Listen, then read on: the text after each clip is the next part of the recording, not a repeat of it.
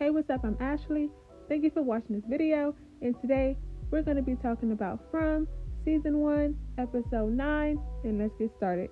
So Boyd and Sarah are off on their little adventure trying to find their way back home. They don't know what they're looking for, but they know they're looking for something. They had a little back and forth out there. Sarah was questioning his thought process with this whole thing. And then so Boyd asked her, what did those voices tell you to make you feel like it was okay to try to kill a little boy? So she eventually tells him that the voices told her if she didn't try, then they would kill her brother and just kill up everybody. So they're out there, and the first night they sleep in the cave that Boyd fell in because nighttime was coming in about 2 hours and he was not trying to be outside caught up.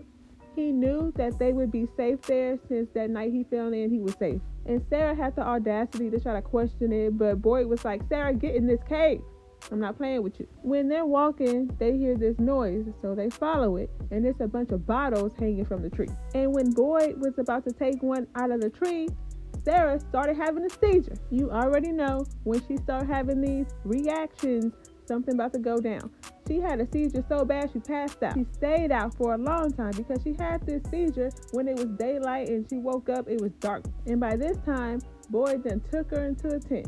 And I'm like, where'd they get this tent from? Was it a pop-up tent where you can just shake it? Or was it a tent he had to actually put together with some sticks?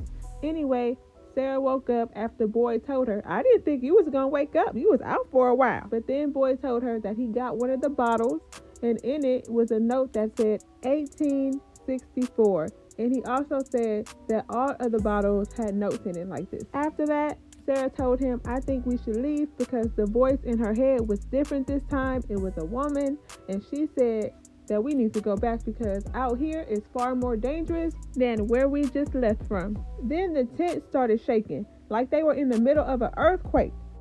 They were getting tossed around like those balls in that lottery machine. After a few seconds, it stops. They get a little breather. They're like, whew, what was that?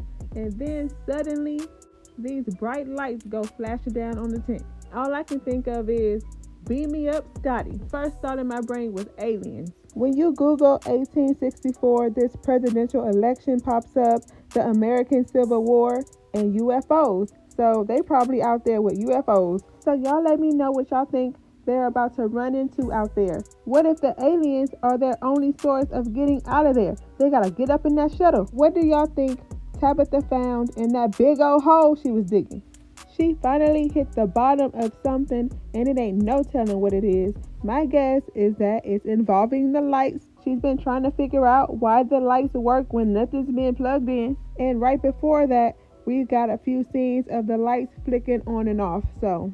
And Ethan's been trying to tell his family that if they figure out the story from these pictures, they'll know what to do next.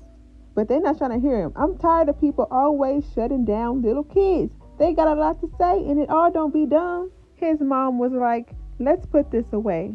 Ethan said, we can't stop. We can't finish the quest unless we finish the story. Ethan can probably help them get out of there, but they're not trying to hear him. My question is, what does this spider have to do with this? I want to know what y'all think Tabitha's dream meant, and why was it a bunch of kids' toys laying around, some cars, and it looked like it was the same type of bottle that was hanging in those trees that Boyd and Sarah found. And I could be wrong, but I think the reason why she saw Jim hanging down like that is because we'll probably see Jim in the next episode falling off the house when he was trying to do his tower. And it also reminds me of when Jade saw those bodies hanging from the tree. So y'all let me know what y'all think about that. Jade is thinking that he knows how to fix this whole thing. He's somehow come to a realization.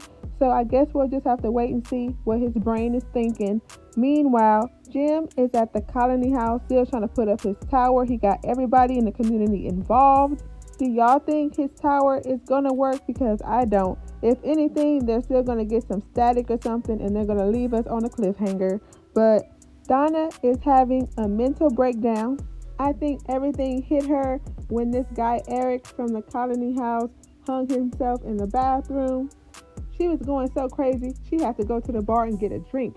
And she was telling Kenny that she was comfortable and preferred how things were before Jim got this bright idea. because she doesn't want to let the people in the community down when his plan fails. She thinks he's getting these people's hopes up, and when his plan fails, it's going to be chaos.